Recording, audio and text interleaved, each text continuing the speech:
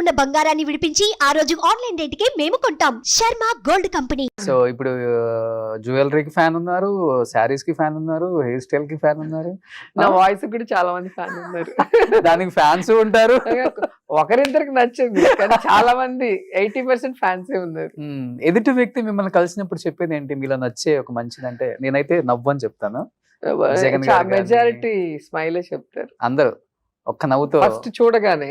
Hmm. నా గురించి తెలిసిన వాళ్ళు నా మంచి మనస్సు నచ్చుతుంది అంటారు. Hmm. పరిచయం అయితేనే కదా తెలుస్తుంది. Okay. బయట నుంచి చూసే వాళ్ళకి ఆరగెంట్ గా తిమురుగా ఉంటుంది. Hmm. ఏంటి అమ్మాయి చాలా యాటిట్యూడ్ గా ఉంది అనుకుంటారు.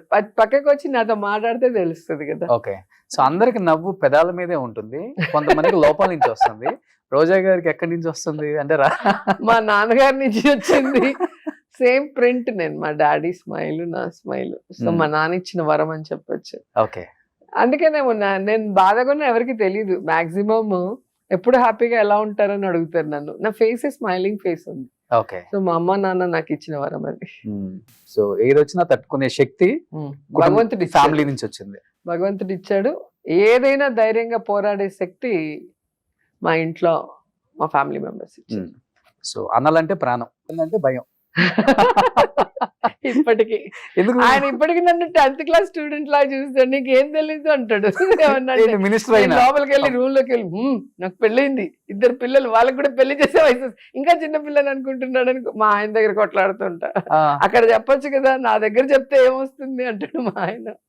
అక్కడ చెప్పలేక కదా నీ దగ్గర చెప్తున్నాను. పెద్దన్న పేరేంటి? కుమారస్వామి రెడ్డి.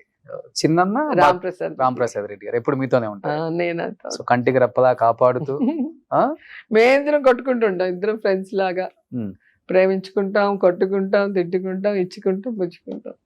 సో మధ్యలో కూడా ఆయనతో భయం కొంచెం డిగ్నిఫైడ్ గా ఉంటాడు, ఆయన సైలెంట్ గా ఉంటాడు. ఆర్థికంగా కూడా మీకు వచ్చే రెమ్యునరేషన్లు కావచ్చు, లేకపోతే మీరు సంపాదించింది కావచ్చు, అన్నలకే ఎక్కువ వదిలిపెట్టేవాళ్ళు, వాళ్ళే చూసుకునే వాళ్ళు. ఒకనొక టైంలో అన్నల వల్ల కూడా కొంచెం ఆర్థికంగా ఇబ్బంది పడ్డారు ఆమె అనే మాట వాస్తవం. ఏదైనా మా ముగ్గురిదే కదా. మా అమ్మ నాన్న చనిపోయాక నన్ను వాళ్ళిద్దరే కంటికి రెప్పలా చూసుకున్నారు. సో వాళ్ళ లైఫ్ అంతా కూడా నా కోసమే వాళ్ళు ఉండిపోయారు కాబట్టి ఏది వచ్చినా మా ముగ్గురిదే. అది నాది వాళ్ళకి ఇచ్చాను అనేది కాదు కదా. వాళ్ళ సమయము, వాళ్ళ సపోర్ట్, ఒక ఫ్యామిలీ సపోర్ట్ లేకపోతే లీడింగ్ చాలా కష్టం సొసైటీలో. ఎప్పుడు ఏం చేద్దామా అని చూస్తూ ఉంటారు కదా. మీకు తెలిసే అది ఉన్న 2 ఇండస్ట్రీలు ఎలాంటివి మీకు తెలుసు, డామినేటివ్, మెయిల్ డామినేటివ్. సో అన్నలు, భర్త, ఫ్యామిలీ అనేది చాలా ఇంపార్టెంట్. అప్పుడే వాల్యూ కూడా ఉంటుంది. ఇప్పుడు ఫ్యాషన్ అయిపోయింది డైవర్స్ ఇవ్వటము, అది చాలా తప్పు. నాకు ఈ టైంలో వాళ్ళకి డైవర్స్ అనేది లేదు కదా. కష్టం వచ్చినా నష్టం వచ్చినా అడ్జస్ట్ చేసుకొని దాన్ని సరిదిద్దుకోవాలి సమయం వచ్చినప్పుడు. ఒక మనిషి ఎప్పుడూ కోపంగా ఉండడు కదా, ఒక మనిషి ఎప్పుడు చెడ్డగా ఉండడు. ఏదైనా ఒక చిన్నది జరిగినప్పుడు మనకు నచ్చలేదనుకో, మంచి మూడ్ ఉన్నప్పుడు వాళ్ళకి దాన్ని తెలియజేసి దాన్ని సరిదిద్దుకుంటే ఖచ్చితంగా ఆ ఫ్యామిలీ 100 years హ్యాపీగా ఉంటుంది. పాతకాలంలో అదే కదా చేసేవాళ్ళు. ఇప్పుడేంటి, నేను సంపాదిస్తున్నా, నేను నీకెందుకు అడ్జస్ట్ అవ్వాలి, టింగ్ అని డైవర్స్. అసలు డైవర్స్ వల్ల ఏం ఉపయోగం ఉంటుంది చెప్పు? ఇతనితో నువ్వు ఉండలేంది, నెక్స్ట్ వచ్చే వాళ్ళతో ఎలా ఉంటావు? వాళ్ళు ఎలా ఉంటారు?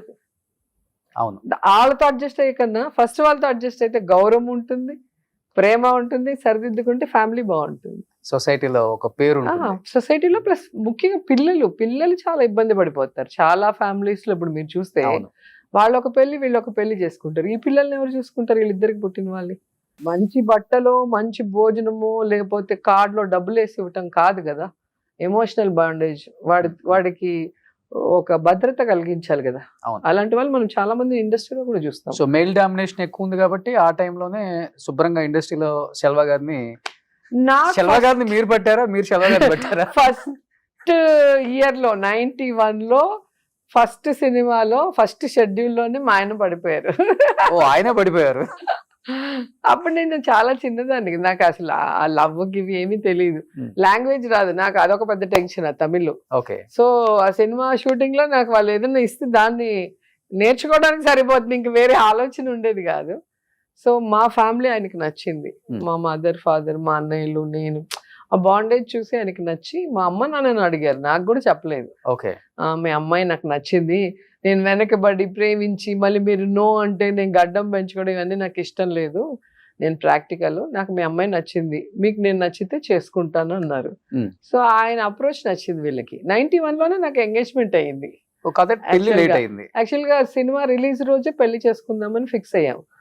కానీ మళ్ళీ ఏమనుకున్నాం అంటే అన్నయ్యలు ఇద్దరు నాతో ఉండిపోయారు, అమ్మ వాలంటీర్ రిటైర్మెంట్ ఇచ్చి నాతో ఉండిపోయింది. సో మనం సడన్ గా మన సెల్ఫిష్నెస్ తో వెళ్ళిపోతే వీళ్ళందరికీ ఇబ్బంది అవుతుంది కాబట్టి ఒక సినిమా వాళ్ళకి మనం చేద్దాము, చేశాక మళ్ళీ పెళ్లి చేసుకుందాం అని చెప్పి సమరం స్టార్ట్ చేసాం. ఆ టైటిల్లో ఏంటో కానీ నా లైఫే సమరం అయిపోయింది. యాక్సిడెంట్ల మీద యాక్సిడెంట్లు. నాకు తల యాక్సిడెంట్ అయింది, కాలు యాక్సిడెంట్ అయింది. ఓకే. సో చాలా రోజులు సినిమా 1 year అయిపోయింది కదా. సో అప్పులు అయిపోయి సెట్స్ అన్ని అట్లే ఉండిపోయినాయి కదా, తీయలేక వేయలేక. ఆ రిలీజ్ లోపల బాగా ఇబ్బంది అయింది. సో అవన్నీ క్లియర్ చేసుకొని అందరం సెటిల్ అయ్యే ముందుకి 2000 అయిపోయింది. 2002కి పెళ్లి చేసి 2002కి పెళ్లి. అవును. సో అన్ని ప్రాబ్లం క్రాస్ చేసి 2002 హ్యాపీగా. బట్ 22 సంవత్సరాలు అయిందా పెళ్లి అయిపోయి? 22. సో 11 ఏళ్ళు లవ్, తర్వాత 22 ఏళ్ళ పెళ్లి. 33 years. 33 years. అందరూ అనుకుంటారు రోజా గారి వల్ల శెల్వా గారు భయపడతారు అని, కానీ కొంతమందికి మాత్రమే తెలుసు శెల్వా గారికే వీళ్ళు భయపడతారు. సైలెంట్ గా ఉండే వాళ్ళకి అందరూ భయపడతారు, గట్టిగా మాట్లాడే వాళ్ళకి ఎవరు భయపడతారు. ఎందుకంటే వీళ్ళు కొంతసేపు అరుస్తారు మళ్ళీ సైలెంట్ అయిపోతారు అని తెలుసు. కానీ సైలెంట్ ఉన్న వాళ్ళు ఏం చెప్పరు, నోట్తో కామ్గా ఇలా ఉంటారు, ఇలా అంటారు. పిల్లలు కూడా ఆయనకే భయపడతారు, నాకేం భయపడరు, ఫ్రెండ్స్ లాగా ఉంటారు నాతో, ఆయనకే భయపడతారు. అవును. బట్ కౌశిక్ పుట్టే టైంలో బాగా ఇబ్బంది పడ్డారు కదా. ఒంగోలు నుంచి వెళ్తూ ఒంగోలుకి ఒక టెంపుల్ ఓపెనింగ్ కి వెళ్ళున్నా, సిద్ధరాఘవరావు గారు. 5th month నాకు అప్పుడు. సో ట్రైన్ లో వచ్చేటప్పుడు ఆ హ్యూమిడిటీ, ఆ జనాలు 1,00,000 మంది పైగా వచ్చారు ఆ రోజు. బ్లీడింగ్ అయిపోయింది 5th month కి. సో అలాగే హాస్పిటల్కి వచ్చి జాయిన్ అయ్యా. 2 months హాస్పిటల్లో అలాగే అయిన తర్వాత 7th month లో పుట్టాడు. చాలా టెన్షన్ 2 months నాకైతే వాడు పుట్టేంత వరకు. అందుకే వాడంటే ఇంకా స్పెషల్ ప్రేమ. ఎక్కువ కేర్ తీసుకున్నా. ఇప్పుడు బాగున్నారు, 6 feet పైన ఉన్నాడు. ఓకే. ఇండస్ట్రీకి వచ్చే అవకాశం ఉందా ఏమన్నా? దేవుడు ఆశీస్సులు ఉంటే వాడికి ఇంట్రెస్ట్ వాడికి ఇంట్రెస్ట్ ఉంది, పాపకి ఇంట్రెస్ట్ లేదు. ఓకే. ఆమెకి చదువుకోవటం అంటే చాలా ఇష్టము. వీడికి డైరెక్షన్ ఆర్ హీరో ఏది సెట్ అయితే అది చేద్దాం అనుకుంటున్నాను. సో ఇంకా టైం ఉంది, అయితే చదువుకుంటున్నాడు, చిన్నోడు కదా. పాప ఒక స్టార్ హీరోయిన్ కి కోడలుగా వెళ్ళే అవకాశం ఉంది. ప్రపోజల్స్ వస్తున్నాయి అనేది బయట టాక్. ఎవరమ్మా స్టార్ హీరో? ఏమో నాకెవరు రాలేదమ్మా ఇంతవరకు, ఎవరు నా చెవిలోకి అయితే రాలా. ఓకే. పాప మీద చాలా వస్తాయి, హీరోయిన్ గా చేస్తుంది, హీరో యాక్టింగ్ కోసం డాన్స్ కోసం ఫారెన్ కి వెళ్ళింది చదువుకోవటానికి. తనకి సైంటిస్ట్ అవ్వాలని ఇష్టము. కానీ యాక్ట్ చేస్తానంటే మాకు కూడా హ్యాపీ. నేను మొదట్లోనే చెప్పా కదా, యాక్టింగ్ అనేది ఒక వరం, అది అందరికీ దొరకదు. చాలా అందంగా ఉంటుంది. నా పాప యాస్టీస్ నా అలాగా ఉంటుంది, కానీ ఫేర్ గా ఉంటుంది. నాకు లేని ఆ కలర్ తనకు వచ్చింది. సో తనకి ఇష్టమైంటే నేను కూడా ఎంకరేజ్ చేసి ఉంటా. ఓకే. సో తనకి చదువుకోవాలి మమ్మీ, నేను ఇలాగ అవ్వాలి అలాగ అవ్వాలంటే నేను సరే అని తన ఇష్టానికి వదిలాం. ఫస్ట్ నుంచి కూడా సెల్వా నేను పిల్లల్ని మా మిగతా తల్లిదండ్రుల్లాగా మనం డాక్టర్ అవ్వలేదు కూడా డాక్టర్ చేద్దాం, మనం ఇంజనీర్ కూడా ఇంజనీర్ అట్టా ఎప్పుడు అనుకోవాలి. వాళ్ళకి ఏం నచ్చిందో అది కరెక్టా కాదా చూసి ఆ వేలో మేము సపోర్ట్ చేసి ముందుకు పంపిస్తాం.